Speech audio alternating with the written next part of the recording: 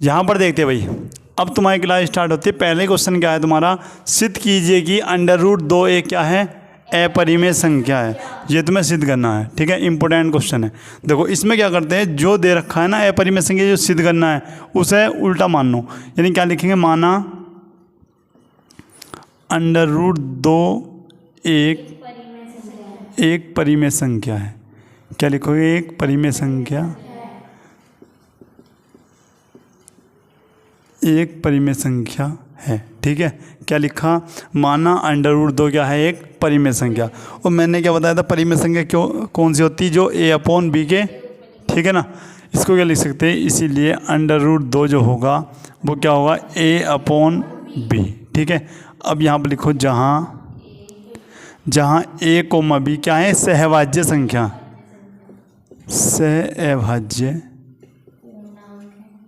सहभाज्य संख्या लिख लो, सहभाज्य संख्या है। अर्थात इन दोनों का उभयनिष्ठ गुणनखंड क्या होगा, अर्थात इनका उभयनिष्ठ गुणनखंड एक होगा। पता ना इतनी बात, ठीक है। और यहाँ पे ये भी लिख सकते हो, v does not equal to 0, यानी b का मान क्या नहीं होना चाहिए, 0 नहीं होना चाहिए, ठीक है। अब क्या करते, अब लिखते हुए दोनों ओर वर्ग करने पर, दोनों ओर वर्ग करने पर, ध्यान से समझना, इंपॉर्टेंट क्वेश्चन है ये। जब तुमने दोनों ओर वर्ग करा तो यहाँ पर तुमने देखा कि √2 का भी क्या हो गया, वर्ग हो गया। और यहाँ पर a/b का भी क्या हो जाता है भैया, वर्ग। यानी यहाँ पर तो आ गया आपका 2। याद रखना, जब भी √ की वैल्यू का वर्ग होगा तो √ क्या होगा भैया, हट जाएगा। ये हो जाएगा आपका a²/b²। ये पहुँच जाएगा आपका इधर, ये हो जाएगा आपका 2v² = a², ठीक है ना। अब यहाँ पर देखो, अब क्या लिखते हैं, लिखना है 2a² को विभाजित करता है, 2a² को विभाजित करता है, ठीक है। इसीलिए जब a² को ये विभाजित कर रहा है तो क्या करोगे, a को भी विभाजित, ठीक है, 2a को भी विभाजित करेगा,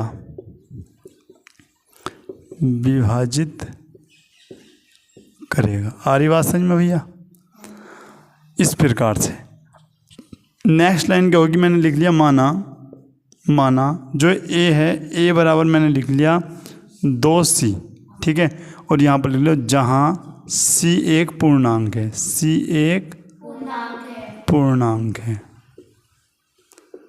c एक पूर्णांक है, ठीक है भाई। इसी प्रकार अब लिखते क्या है, a का मान रखने पर, a का मान रखने पर, जब तुम a का मान रखोगे तो ये हो जाएगा 2v² = 2c², ठीक है। अब मैं यहाँ पर लिखता हूँ, देखो ये हो गया आपका 2v² बराबर 2 का वर्ग क्या हो गया आपका 4c²। भाई ये 2 से कितनी बार कट गया, 2 बार, तो ये हो गया b² = 2c²। अब ये वैल्यू मैंने इधर लिखी, 2c² = b। बताओ सेम इसके ऐसा हो गया नहीं, ऐसा हो गया नहीं, बस b की जगह क्या आ गया, c, और a की जगह क्या आ गया, b। लेकिन सेम ऐसा ही है। जब सेम ऐसा ही है तो ये ऐसे लिखो, क्या लिखोगे, चूंकि 2v² को, a को नहीं, क्या लिखोगे, b² को। यहाँ पर लिखो, चूंकि 2v² को विभाजित करता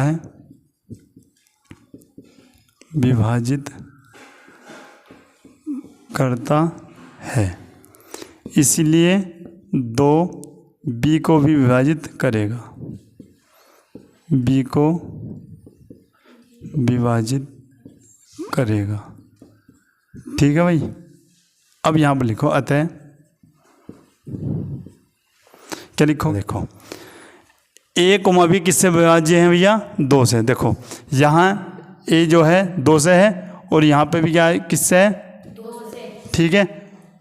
आ रही बात समझ में, क्या लिखोगे, अतः ए बी किससे विभाजित हैं? 2 से विभाज्य हैं। अतः इसीलिए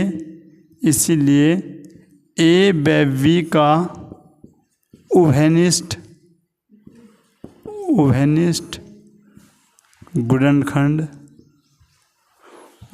गुणनखंड क्या होगा? 2 होगा। ठीक है। जबकि यहाँ पे लिखो, जबकि ए बी क्या है? तुम्हारे सहवाज्य संख्या है। ठीक है ना। जबकि सहवाज्य संख्याओं का उभयनिष्ठ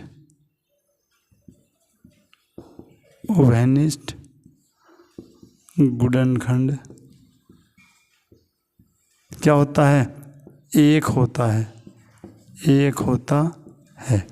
तो गलत हुआ ये। क्या लिखोगे? अतः यह विरोधाभास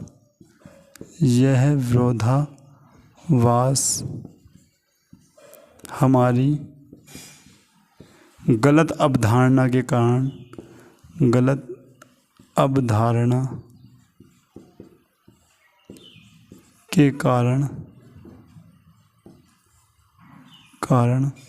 हुआ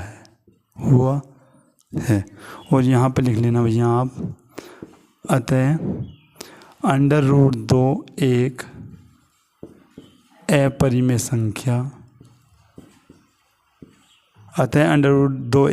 संख्या, है। इस प्रकार से करना है। आ रही बात समझ में? नोट करो इसको।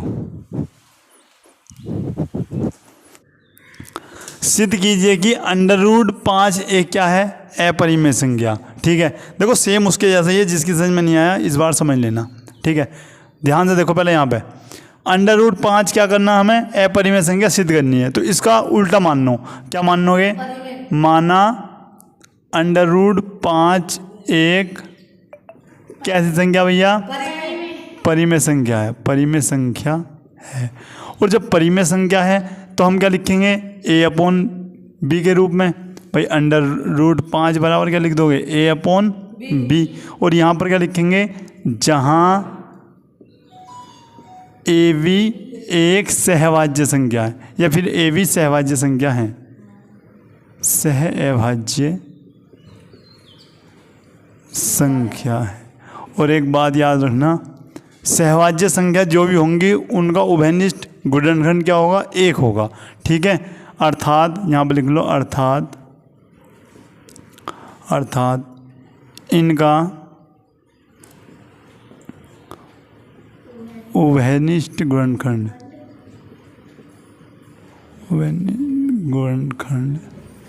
क्या होगा भैया? 1 होगा। ठीक है। क्या लिखोगे? उभयनिष्ठ गुणनखंड क्या होगा? 1। और यहाँ पे लिख लो v does not equal to 0, यानी b का मान क्या नहीं होना चाहिए? 0 नहीं होना चाहिए। इतनी बात किस किस की समझ में आ गई? अब समझ में? ठीक है। क्या लिखोगे? कि माना √5 एक परिमेय संख्या है। और जब परिमेय संख्या है तो a/b के रूप में लिखा जाएगा। जहाँ पर ab क्या है? एक सहवाज्य संख्या है। सहवाज्य संख्या क्या होते हैं? जिनका में से क्या होता है? आपका 1 होता है। ठीक है। और इसका b का मान क्या नहीं होना चाहिए? 0 नहीं। इतनी बात तो समझ में आ गई होगी। और क्या करना है? दोनों ओर वर्ग और कर लो। दोनों ओर वर्ग करने पर अब हमने क्या करा भैया? दोनों ओर वर्ग करने पर वर्ग और कर दिया।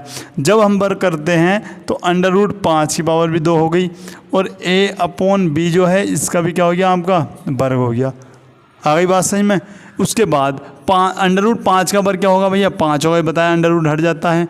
ये हो गया आपका a²/v²। अब ये हो गया इधर, तो क्या लिखेंगे? 5v² और भैया a²। ठीक है। अब वही लाइन लिख दो। क्या लिख दो? चूँकि 5 a² को विभाजित करता है, विभाजित करता है, इसीलिए इसको इस प्रकार से लिखो भाई। रुको, ऐसे बना लो इसको। इसीलिए 5 a को विभाजित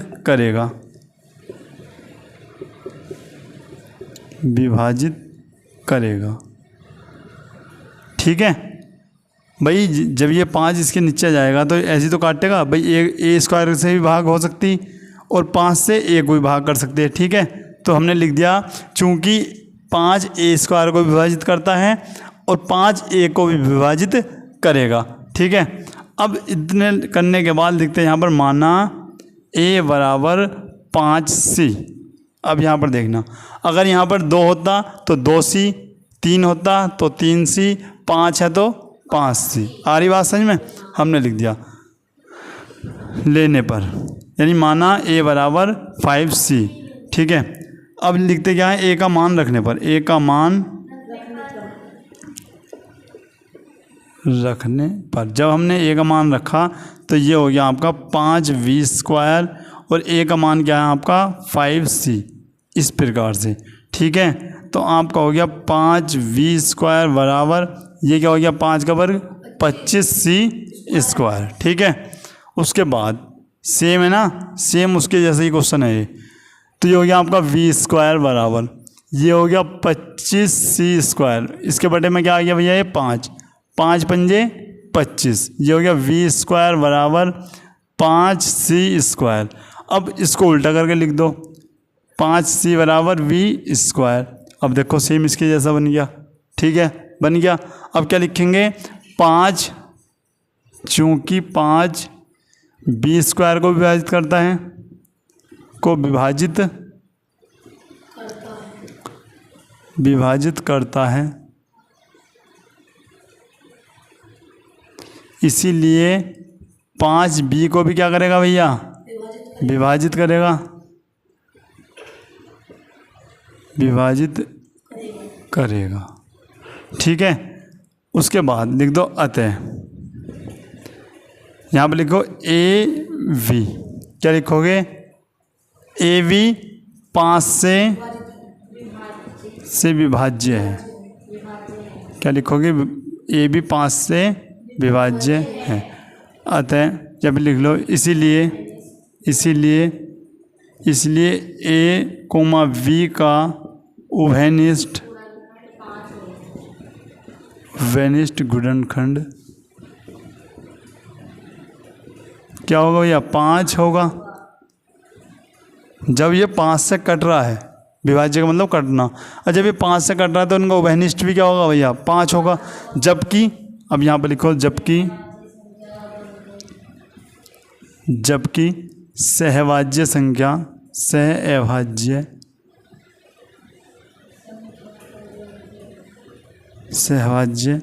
संख्याओं का उभयनिष्ठ गुणनखंड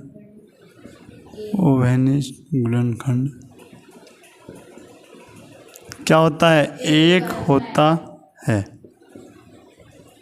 अब मेरी बात यहाँ से सुनो, इसके बाद तो वहीं हो सके समझ में ना आया हो। देखो अब यहाँ पर एक चीज़ बताई आपने कि ए वी का, सबसे पहले तो हमने ऊपर ये लिख दिया कि ए बी क्या है, तुम्हारी एक सहभाज्य संख्या है, और जब सहभाज्य संख्या है तो इनका उभयनिष्ठ यानी कॉमन फैक्टर क्या होगा, 1 होगा। उसके बाद फिर हमने सवाल करा, सवाल करने के बाद हमें यहाँ पे पता चला कि ए वी का तो उभयनिष्ठ क्या है भैया, 5, ऊपर क्या बताए थे हम, 1, नीचे क्या हो गया 5, तो ये चीज़ गलत हो गई। ठीक है, और जब ये गलत हो गई तो यहाँ पर लिखेंगे क्यों गलत हुई, लिख देंगे भैया यह है विरोधाभास। विरोध हो गया ना भाई, ऊपर तुम कुछ और कह रहे हो, ऊपर कुछ 1 बता रहे हो, नीचे 5 बता रहे हो, तो यहाँ पर क्या हो गया विरोध। तो यहाँ पर लिखेंगे यह विरोधाभास हमारी गलत अवधारणा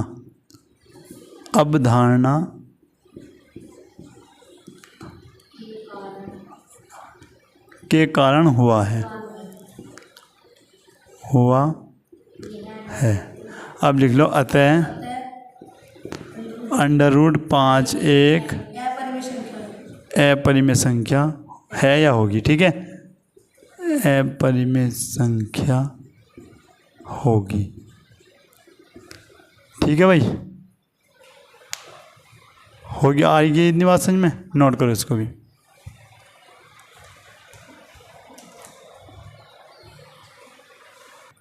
यहाँ पर देखो भैया लास्ट क्वेश्चन है इसके जैसा ही, ठीक है। बाकी 2 क्वेश्चन मैं देता हूँ आपको होमवर्क में इसके जैसे। देखो, सिद्ध कीजिए कि √7 एक अपरिमेय संख्या है, ठीक है। तो सबसे पहले क्या मानना हमने, माना √7 एक क्या है, परिमेय संख्या।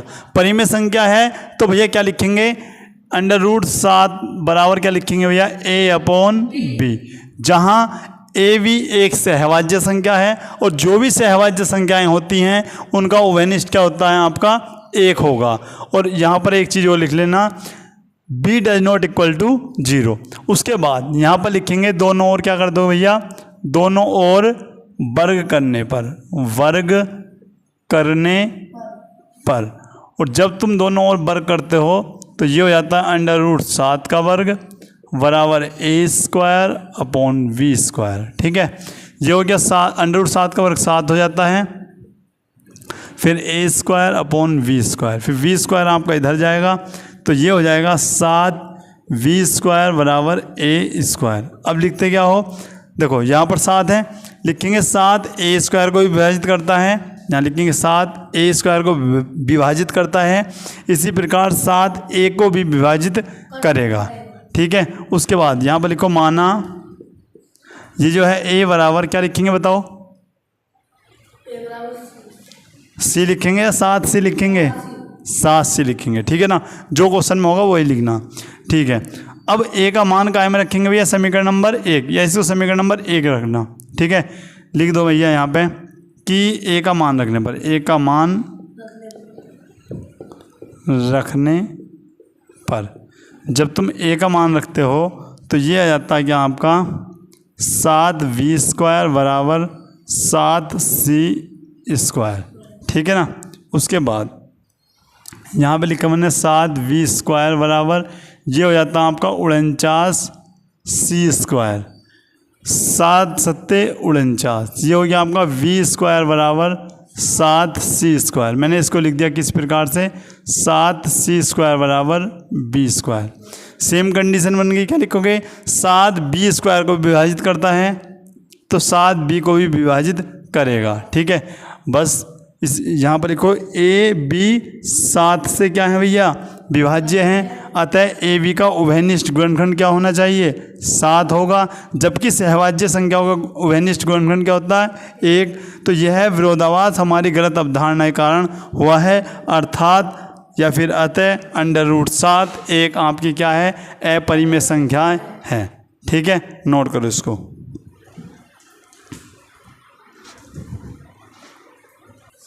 यहाँ पर देखो भाई, ये जो क्वेश्चन है बोर्ड पे तुम्हारा लिख रहा है क्या है,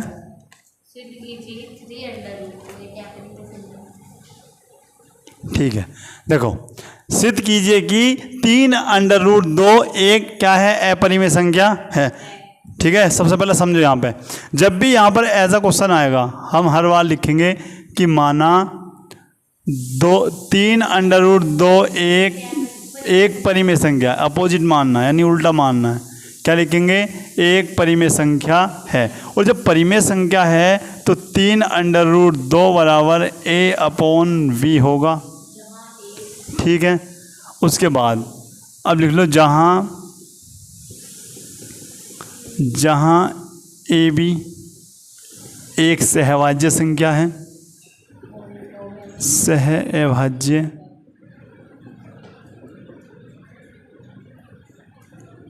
संख्या है, अर्थात क्या लिखोगे, अर्थात ये तो सेम ही लिखना है, ठीक है ना। अर्थात इनका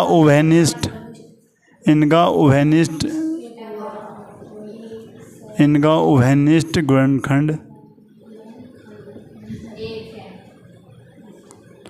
1 होगा, ठीक है भाई, 1 होगा।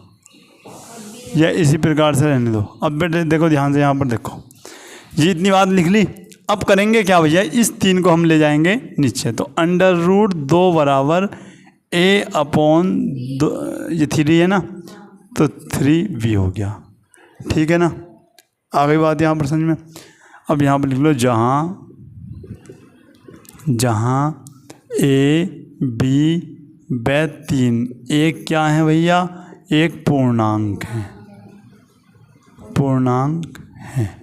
ठीक है, इस प्रकार लिख लो, चूँकि ए बी और 3 क्या है, एक पूर्णांक है। ठीक है, इसीलिए a अपॉन 3b एक परिमेय संख्या है। ठीक है, जबकि अंडर रूट 2 एक अपरिमेय संख्या है, अपरिमेय संख्या है। ठीक है भाई, या फिर इसे यहाँ पे ना लिखे ना, यहाँ पे लिखो एक परिमेय संख्या है, जबकि अंडर रूट 2 एक अपरिमेय संख्या, इसे यहाँ से हटा दो। ठीक है ना। अब देखो, अब एक जगह तो तुम कह रहे हो कि भैया ये क्या है, परिमेय संख्या, जबकि ये इसके बराबर है, तो ये भी परिमेय संख्या होनी चाहिए थी।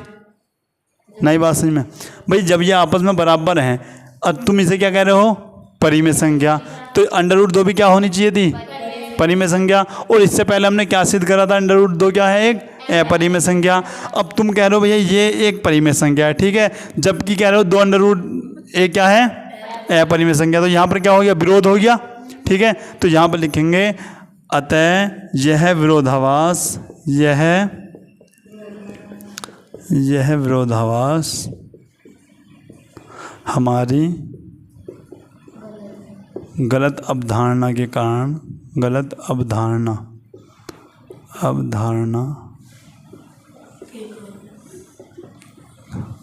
हुआ है। ठीक है, इसीलिए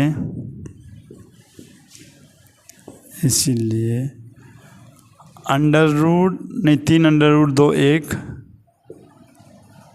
3 अंडर रूट 2 एक अपरिमेय संख्या होगी, अपरिमेय संख्या होगी। नोट करो भाई इसको।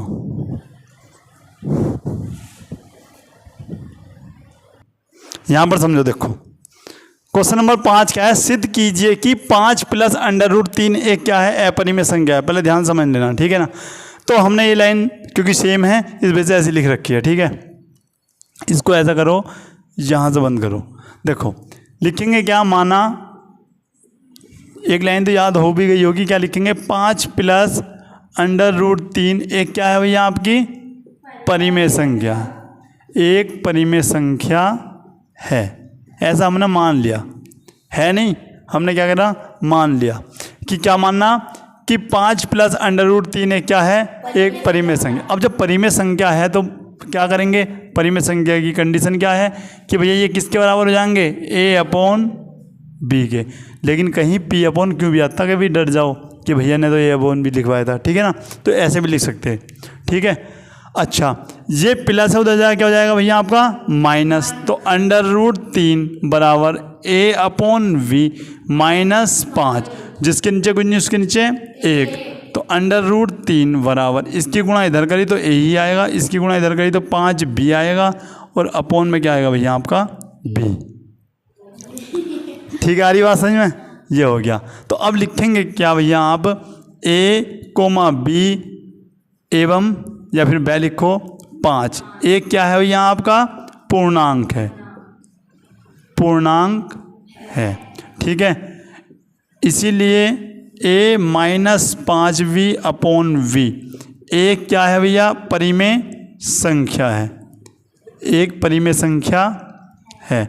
जबकि अंडर रूट 3 इसके बराबर में है ना, अंडर रूट 3 एक क्या है, एक अपरिमेय संख्या है, एक अपरिमेय संख्या है। ठीक है, अब तुम क्या कह रहे हो भैया, इधर वाली को बता रहे हो कि परिमेय संख्या है, इधर वाली को क्या बता रहे हो, अपरिमेय संख्या है, और आपस में है क्या ये बराबर। तो ये चीज़ तो गलत हो गई। और जब गलत हो गई तो क्या लिखोगे, यह अवधारणा, यह अवधारणा हमारी गलत, हाँ ठीक बात, यह अवधारणा हमारी गलत या कुछ गलत हुआ क्या? यह अवधारणा, हाँ विरोधाभास, बात सही कह रहे हो, छूट गया था। विरोधाभास, यह विरोधाभास हमारी गलत अवधारणा के कारण हुआ है। ठीक है, इसीलिए क्या लिखोगे कि 5 + √3 एक क्या होगी? अपरिमेय संख्या होगी या फिर है। ठीक है, अपरिमेय संख्या होगी। लो जी भैया, ये भी हो जाता है आपका इस प्रकार से। ठीक है, नोट करो इसको।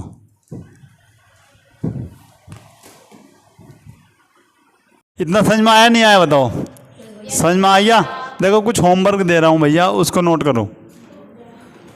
सबसे पहले जो होमवर्क है तुम्हारा, क्वेश्चन नंबर 6 नोट करो तुम। क्वेश्चन नंबर 6 कि √3 एक अपरिमेय संख्या है, एक अपरिमेय संख्या है। ठीक है, ये सिद्ध करना। ठीक है, अच्छा क्वेश्चन नंबर 7 दे रहा हूँ आपको कि √11 एक अपरिमेय संख्या है, अपरिमेय संख्या है।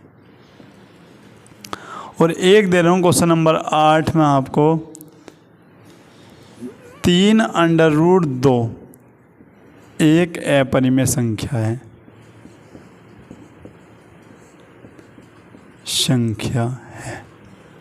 ठीक है भाई, ये 3 क्वेश्चन है, कर लोगे? अच्छा ये वाला क्वेश्चन दिया था तो 1 मिनट रुको, इसको कर लेना। ठीक है भाई, अभी बताओ कैसी लगी क्लास? समझ में आया सब कुछ तुम्हारी? ठीक है ना, मिलते हैं नेक्स्ट क्लास में, तब तक के लिए जय हिंद।